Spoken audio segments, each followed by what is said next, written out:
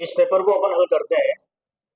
पहला प्रश्न है, एक कुली 15 किलोग्राम का बोझ धरती से 1.5 मीटर ऊपर उठाता है। क्या करता है? 1.5 मीटर ऊपर उठाता है, यानी उसने कार्य किया है, विस्थापन हुआ है कि या नहीं हुआ है? हुआ है ना। एक कुली 15 किलोग्राम का बोझ धरती से 1.5 मीटर ऊपर उठाकर अपने सिर पर रखता है। उसके द्वारा उस बोझ पर किए गए कार्य का परिकलन करो।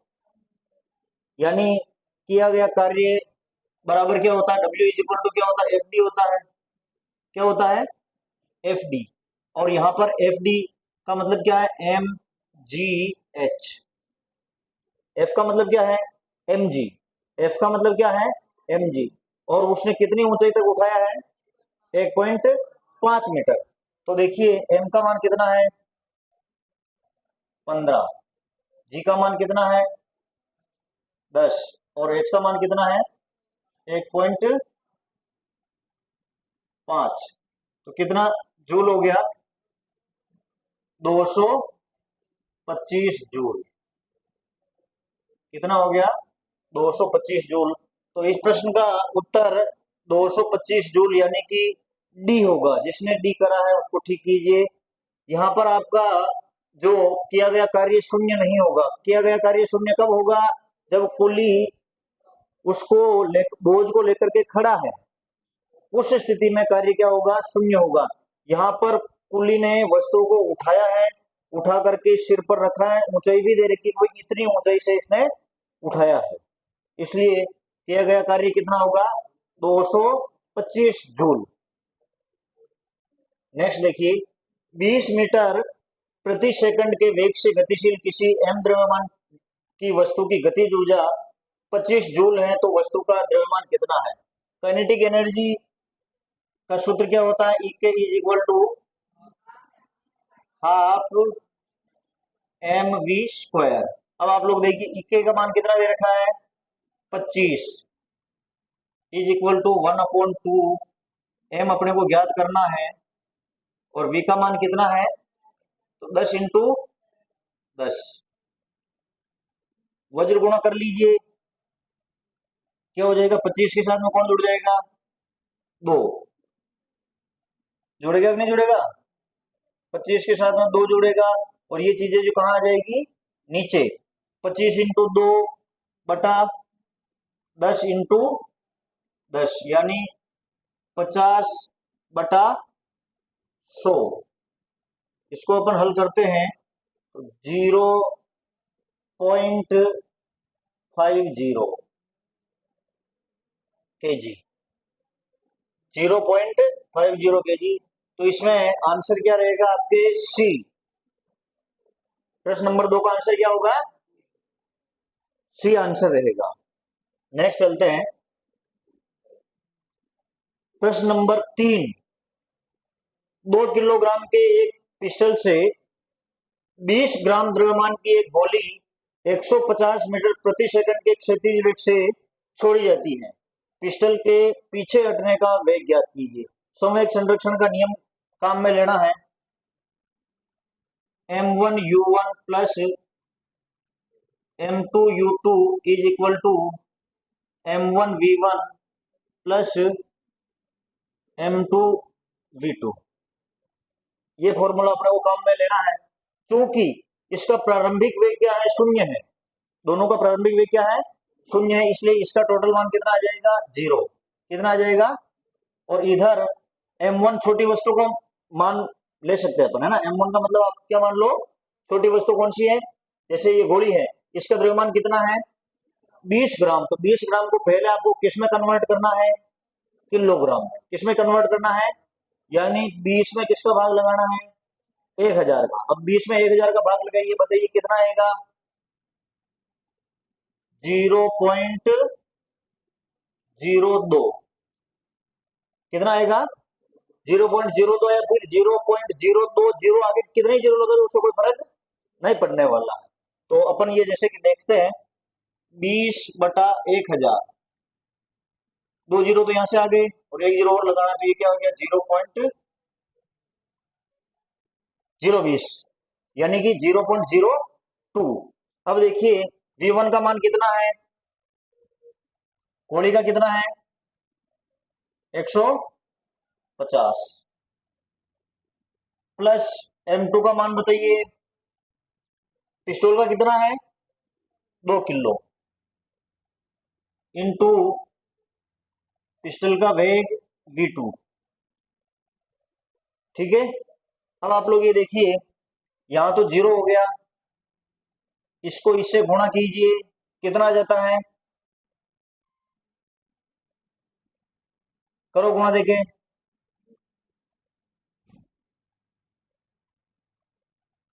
15 2 30, कितने स्थान छोड़ करके दशमलव लगेगा, 2 स्थान तो 3 हो गया, कितने हो जाएंगे 3 प्लस 2 इंटू V2। ठीक है, अब आप लोग देखिए ये पक्षांतरण करना है, 3 को इधर लाइए, -3 इज इक्वल टू 2V2। तो V2 का मान कितना हो जाएगा -3/2, तो -3/2, 3 में 2 का भाग लगेगा तो कितना आ गया -1.5, -1.5 मीटर पर सेकंड। प्रश्न नंबर 3 का उत्तर बी रहेगा। प्रश्न नंबर 3 का उत्तर क्या होगा, बी।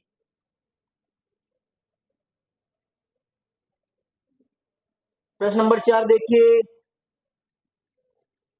क्रिकेट मैदान में क्षेत्र रक्षक गेंद लपकते समय हाथ को पीछे की ओर खींचता है, क्या करता है, पीछे की ओर खींचता है, तो उससे क्या हो जाता है, समय बढ़ता है, क्या होगा, समय बढ़ता है, तो संवेग में परिवर्तन की दर क्या होगी, कम होगी, क्या होगी, कम होगी।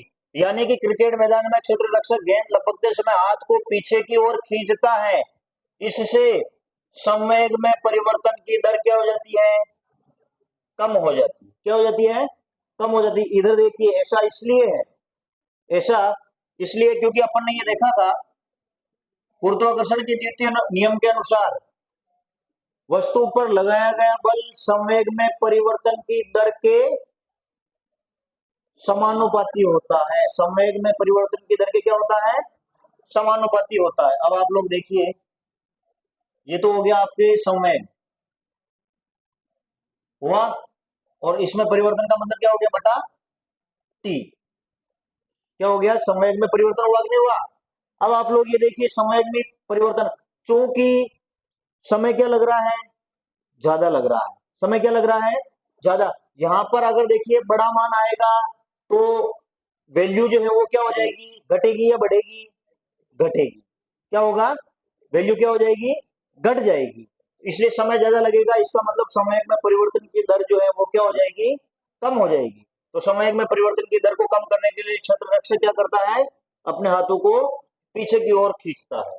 तो चौथे में आंसर होगा आपके B.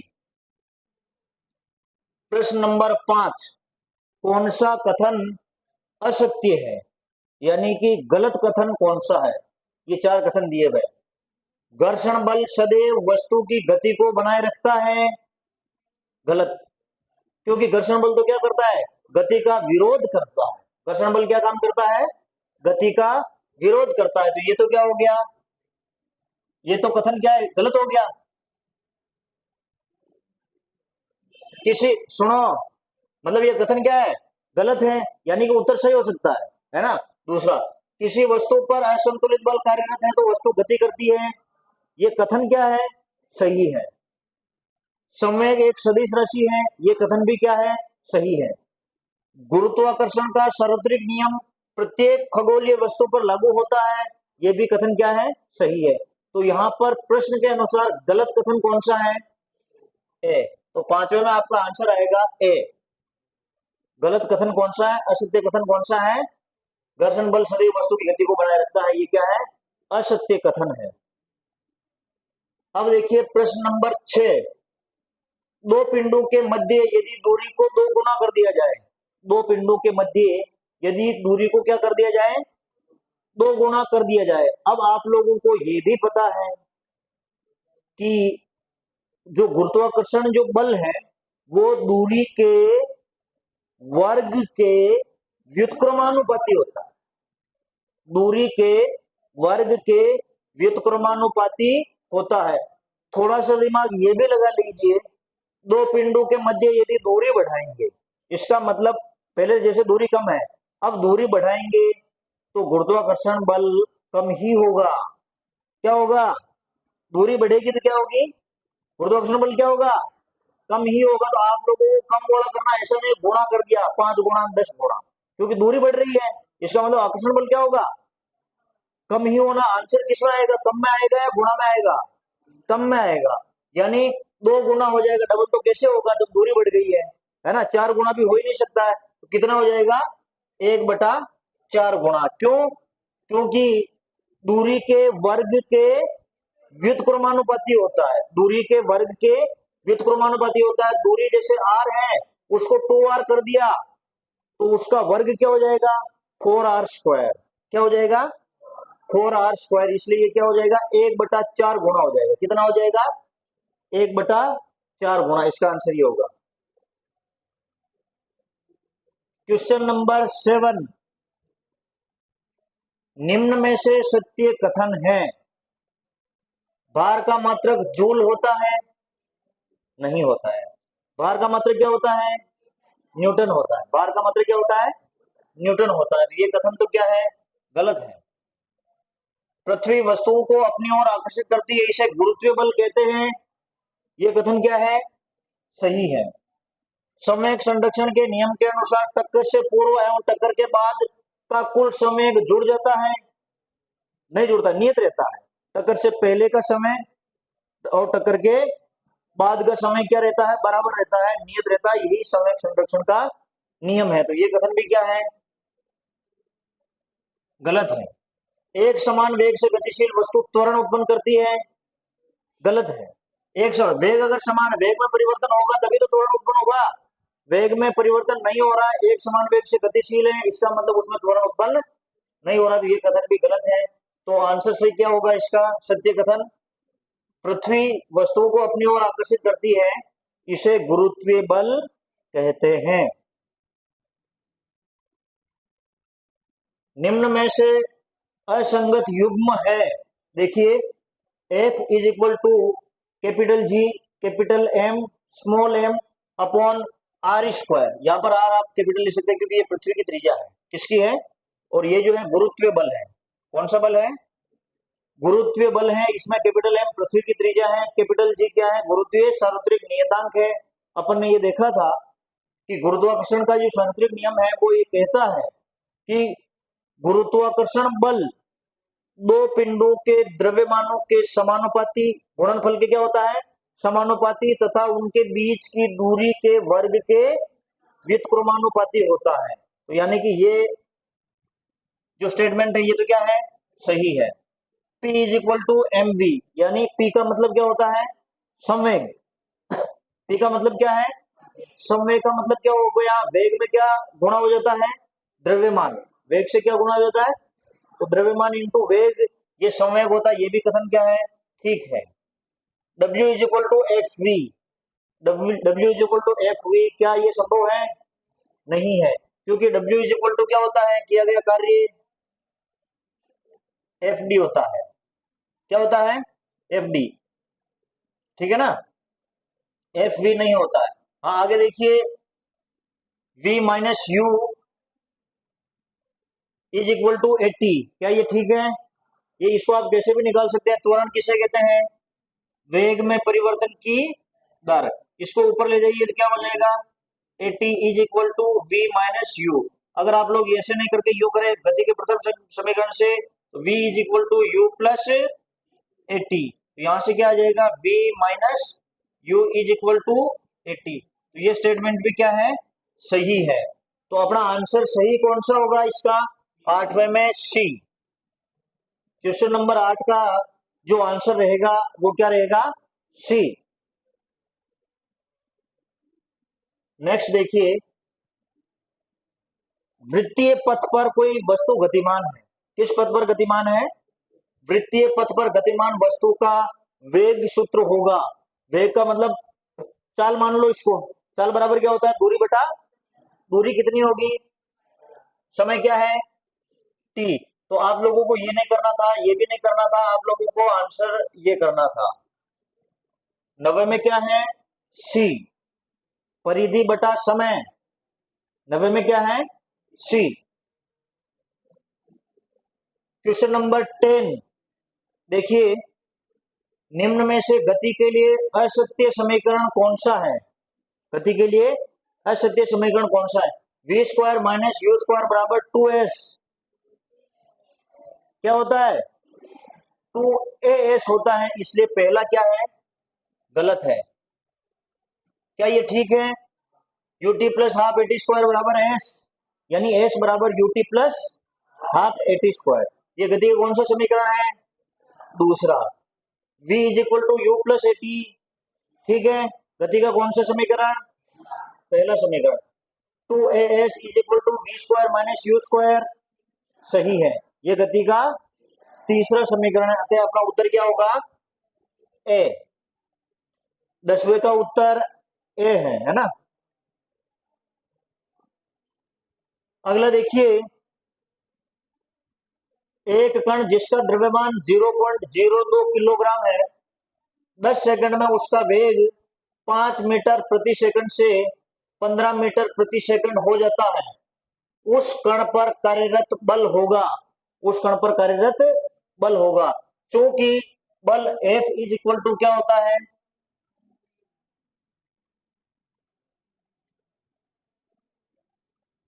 F is equal to क्या होता है? एम ए। एम कितना दे रखा है यहां पर? चलो मिल जाएगा वापस।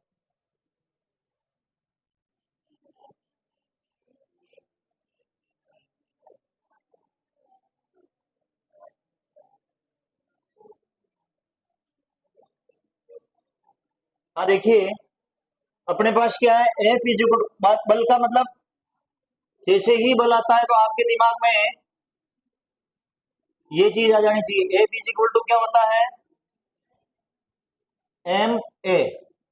एफ का मतलब क्या है? M a. अब देखिए एम अपने पास, अब क्या अपन इसको यूं नहीं लिख सकते हैं क्या? M into v minus u बटा टी। ये क्या है? वेग में परिवर्तन की दर, यानी क्या है? त्वरण। क्या है? त्वरण। तो अब आप लोग देखिए एम का मान कितना है? 0.02 इंटू वी का मान कितना है? 15। अंतिम वेग कितना है? 15 माइनस प्रारंभिक वेग कितना है? 5 बटा समय कितना है? 10।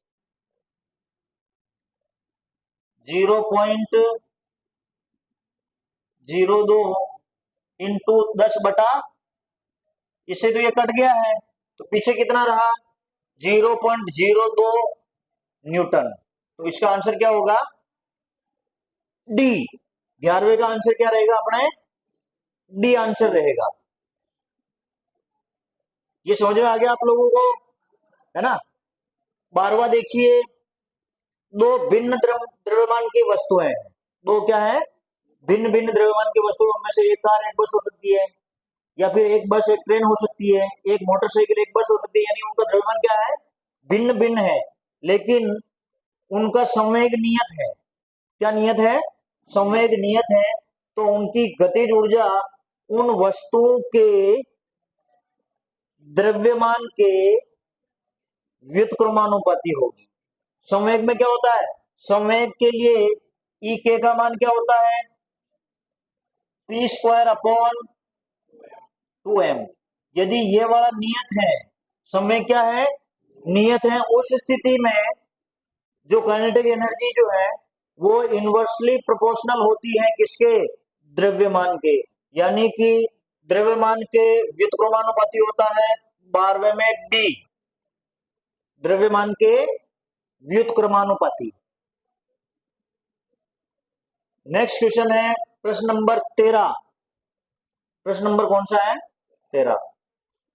घर्षण बलों के मान का बढ़ता क्रम है, घर्षण बलों के मान का बढ़ता क्रम है, यानी कि सबसे पहले कौन सा लिखना है अपने को, सबसे कम मान जिसका होता है वो लिखना है। सबसे पहले क्या लिखना है, जो सबसे जिसका मान सबसे कम हो, सबसे कम घर्षण बल किसका होता है, लोटनी वाले का। किसका होता है, अब इसमें लोटनी जो दो जगह पर दे रखे हैं, लोटनी कौन कौन से, दो है, इनमें से आप लोग निकाल लीजिए, ये तो हो ही नहीं सकता है, ये तो हो ही नहीं सकता है। क्यों, क्योंकि सबसे कम कौन सा होता है चार में से, लोटनी वाला होता है, ये भी नहीं हो सकता। अब इसमें से देखिए सबसे ज्यादा मान किसका होता है, स्थितिक का होता है, तो बढ़ता हुआ क्रम क्या हो जाएगा, लोटनी, गतिक, सर्पी और फिर स्थितिक। 13वें में आंसर आपका सी होगा, क्वेश्चन नंबर 13 में आंसर क्या होगा, सी। अगला प्रश्न है, देखिए यदि पृथ्वी अचानक घूर्णन बंद कर दे, यदि पृथ्वी क्या कर दे, अचानक घूर्णन बंद कर दे, तो विषुवत रेखा पर गुरुत्वीय त्वरण क्या होगा, बढ़ेगा। क्या होगा, बढ़ेगा, क्योंकि ओमेगा स्क्वायर आर का मान 0 हो जाएगा। क्या हो जाएगा, ओमेगा स्क्वायर आर का मान क्या हो जाएगा, 0 हो जाएगा, यानी कि उसका कोणीय वेग कितना हो जाएगा, 0 हो जाएगा। उस स्थिति में वहां से बाकी नहीं निकलेगा, इसलिए क्या हो जाएगा, बढ़ेगा।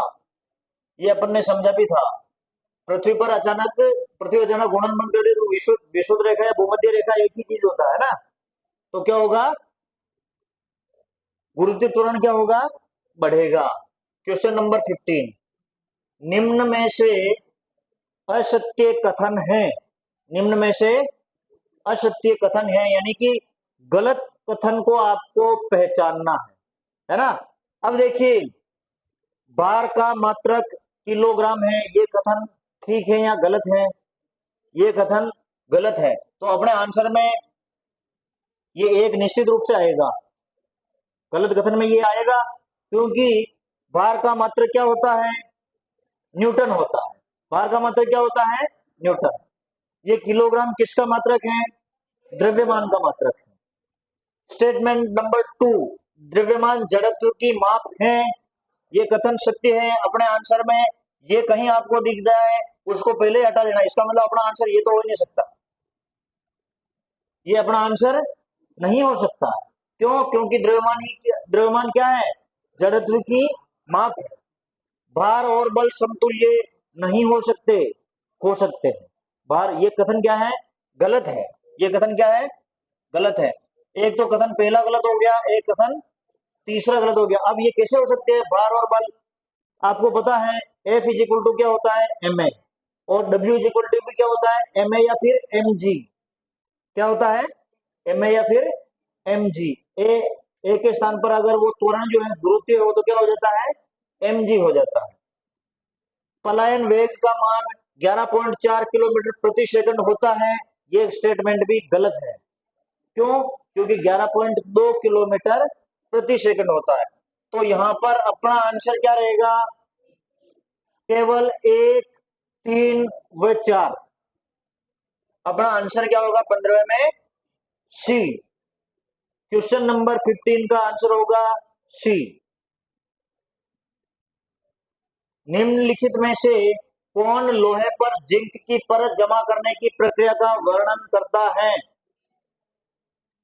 गैल्वेनाइजेशन, गैल्वेनीकरण, या फिर क्या इसका दूसरा नाम क्या है, यशद लेपन। क्या नाम है, यशद लेपन, जिससे इसमें जंग नहीं लगता है। तो इसका आंसर क्या हो जाएगा 16 में, ए। 16 का आंसर क्या होगा, ए। अब देखिए क्वेश्चन नंबर 17, आतिशबाजी का विस्फोट किस प्रकार का परिवर्तन है। ये सिंपल सा प्रश्न था, इसमें कौन सा परिवर्तन होगा, क्योंकि उसमें केमिकल रिएक्शन होती है, इसलिए क्या होगा, रासायनिक परिवर्तन। क्या होगा, रासायनिक परिवर्तन। भौतिक परिवर्तन में निम्नलिखित में से कौन सा गुण परिवर्तित नहीं होता है, बताइए। ये परिवर्तित हो सकता है, आकार परिवर्तित हो सकता है, आयतन परिवर्तित हो सकता है, ये परिवर्तित नहीं होता है। तो ये तीनों ऑप्शन गलत है, रचना परिवर्तित नहीं होती। रचना का मतलब उसका ऑर्गेनाइजेशन यानी संगठन या स्ट्रक्चर, स्ट्रक्चर बदलता नहीं है। जैसा अपन ने H2O के उदाहरण में देखा, स्ट्रक्चर या रचना नहीं बदलती है। तो इसका आंसर कौन सा गुण परिवर्तित नहीं होगा? रचना। 18वें का आंसर क्या होगा? डी। कौन सा गुण परिवर्तित नहीं होगा? रचना। आयतन परिवर्तित हो सकता है। बर्फ का अपन ने उदाहरण देखा, बर्फ का आयतन बढ़ जाता है पानी की तुलना में, है ना। आकार चेंज हो सकता है, कम ज्यादा हो सकता है, और रंग परिवर्तित हो सकता है, क्योंकि ये कौन से गुण है? भौतिक गुण है। और इसके रचना वाला जो गुण है, उसकी स्ट्रक्चर जो है, वो कौन सा गुण है? रासायनिक गुण है, उसका संगठन। क्वेश्चन नंबर 19, निम्नलिखित में से कौन सा भौतिक परिवर्तन है? लकड़ी के लट्ठे को टुकड़ों में काटना, फल का पकना, पत्तियों से खाद का निर्माण, अम्ल एवं क्षार से लवण का निर्माण। कौन सा होगा? लकड़ी के लट्ठे को टुकड़ों में काटना, काटना, जोड़ना, ये वाले सारे किसमें आते हैं? भौतिक परिवर्तन में। निम्नलिखित असमांगी मिश्रण में, सुनना, निम्नलिखित, यहां पर असमांगी ओब्लिक समांगी है ना, क्योंकि विलीन जो है वो कौन सा मिश्रण होता है? समांगी है। विलीन क्या है? समांगी है। निम्नलिखित असमांगी ओब्लिक समांगी मिश्रण में विलय कणों के आकारों का घटता क्रम कौन सा है? विलय के कणों के आकारों का घटता क्रम, कौन सा क्रम पूछा है यहाँ पर? घटता क्रम, यानी कि जो सबसे ज्यादा घुलेगा वो सबसे लास्ट में रहेगा। कहाँ रहेगा? सबसे लास्ट में। जिसमें कण साफ दिखाई देते हैं वो पहले आएगा। किसमें कण साफ दिखाई देते हैं? निलंबन में। किसमें दिखाई देते हैं? तो निलंबन। इसके बाद में कौन सा आ जाएगा? कोलोइड। और इसके बाद में क्या आ जाएगा? विलयन। तो 20वें में क्या आ जाएगा? ए। आप लोग यदि चाहें तो इनके कणों का आकार भी लिख सकते हैं। ये विलयन के कणों का आकार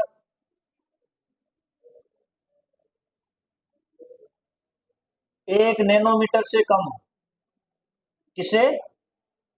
1 नैनोमीटर से कम होते हैं। कोलोइड, कोलोइड में जो विलय के कण होते हैं वो 1 से लगा करके 100 नैनोमीटर, और निलंबन है उसमें 100 से ज्यादा, 100 nm से अधिक, 100 नैनोमीटर से अधिक इनके विलय के कणों का आकार होता है। प्रश्न ये था कि इनके विलय के कणों के जो क्रम है वो किस क्रम में लिखना था अपने को? घटते हुए क्रम में। तो घटते हुए क्रम में विलयन का सबसे लास्ट में आएगा, पहले किसका आएगा? निलंबन, फिर आएगा कोलोइड का, फिर आएगा विलयन का। नेक्स्ट क्वेश्चन देखिए, असत्य कथन है, निम्न में से असत्य कथन है, यौगिकों के गुण उसमें निहित तत्वों के गुणों से भिन्न होते हैं। ठीक है, यौगिकों के गुण उसमें निहित तत्वों के गुणों से क्या होते हैं? भिन्न होते हैं। जैसे हाइड्रोजन और ऑक्सीजन अपने जब अलग रहते हैं तो अलग गुण दर्शाते हैं, लेकिन जब हाइड्रोजन और ऑक्सीजन मिलकर के जल बना लेते हैं तो जल का अपना विशेष गुण प्रदर्शित करता है जल। ठीक है ना। तो ये कथन क्या है? ठीक है, विलयन एक विषमांगी मिश्रण है। ये कथन क्या है? गलत है। ये स्टेटमेंट क्या है? गलत है। क्यों? क्योंकि विलयन एक किस प्रकार का मिश्रण है? समांगी। इसलिए है क्योंकि विलयन के अंदर विलय के कण विलायक के अंदर पूरी तरह से क्या हो जाते हैं? घुल जाते हैं। पूरी तरह से क्या हो जाते हैं? समान रूप से घुल जाते हैं। इसलिए विलयन एक समांगी मिश्रण है। निलंबन एक विषमांगी मिश्रण है। ठीक है, बोरोन एक उपधातु है। बोरोन एक उपधातु है। कम से कम 3 उपधातु है आपको याद रखनी, कम से कम। Boron, silicon, germanium. Boron, silicon, germanium. Next question देखिए, इसका आंसर क्या होगा आपके 21वें में? बी। निम्न में से किन पदार्थों में से गुजरने पर प्रकाश का मार्ग अथवा टिंडल प्रभाव प्रदर्शित होता है? प्रकाश का मार्ग दिखना, टिंडल नामक वैज्ञानिक ने इसकी खोज की थी, इसलिए इसके नाम पर इसको टिंडल प्रभाव भी कहते हैं। जैसे मैंने आपको बताया था कि कहीं छेद हो रखा हो और वहां से सूर्य के प्रकाश की किरण आए तो वो निलंबित कण से अपने को क्या दिखाई देता है, एक रास्ता दिखाई देता है, प्रकाश का एक पथ दिखाई देता है। तो वो किस किस में दिखाई देता है, निलंबन और कोलोइड में। किस किस में दिखाई देगा, निलंबन और कोलोइड में। तो 22वें का आंसर हो जाएगा आपके बी। 22वें में कौन सा आंसर होगा, बी। नेक्स्ट देखिए, नेक्स्ट देखो, निम्न में से धनात्मक संयोजकता प्रदर्शित करता है। कौन सा धनात्मक संयोजकता प्रदर्शित करेगा, ऑक्सीजन कितनी होती है, -2, क्लोरीन की कितनी होती है, -1, सल्फेट की कितनी होती है, -2। सल्फेट का मतलब SO4 -2, सल्फेट का मतलब क्या होता है, SO4 -2। बेरिलियम की कितनी होती है, +2। तो धनात्मक संयोजकता कौन प्रदर्शित करेगा, बेरिलियम। 23वें प्रश्न में उत्तर है सी, 23 में है सी।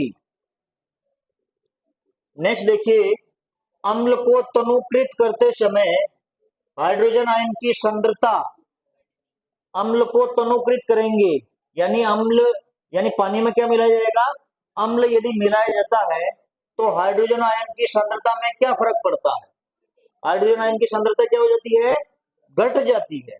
प्रति इकाई आयतन में जो H+ आयन है वो क्या हो जाते हैं, घट जाते हैं, सांद्रता क्या होगी, घट जाएगी। F ब्लॉक के कुल तत्वों की संख्या कितनी है, 28। इसमें आंसर होगा आपके डी, जिसमें 14 तो लेंथेनाइट्स हैं और 14 ही क्या है, एक्टिनाइट्स। ये आपका पूरे टेस्ट का एनालिसिस है।